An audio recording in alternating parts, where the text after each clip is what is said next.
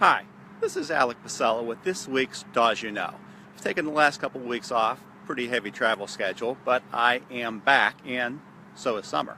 So I am coming to you from a property that I have a relationship with the owner and have been handling this property for him for a few years. And I think I've said several times that one of the fascinating things about real estate is the people that you meet and the businesses that they're involved in.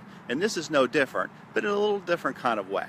So this particular property, and I'll pan around here and you'll be able to see it in the background, was an industrial building. And this client bought a business that was failing in the early 70s. I think it was called Union Carbide and Tooling. So it was a machine shop just like the hundreds of machine shops, probably thousands of machine shops that were in Cleveland in the 60s and 70s. This particular one was failing, but he saw great potential in it. So he bought it in the early 70s, and over the next 25 years it turned out to be a very profitable business venture for him.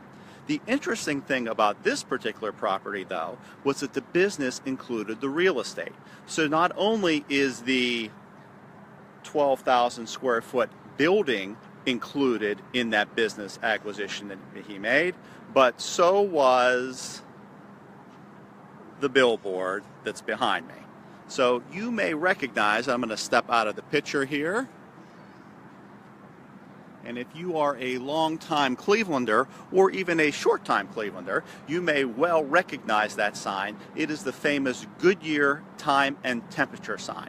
Very visible from both 77 and 480, the Valley View Bridge. Everyone that's been around Cleveland for, say, any more than 5 or 10 years certainly is very familiar with this sign. So that billboard, that structure, was included in the business transaction that my client made back in the early 70s. So a couple interesting things about this billboard. It was constructed in 1946, so right after World War II.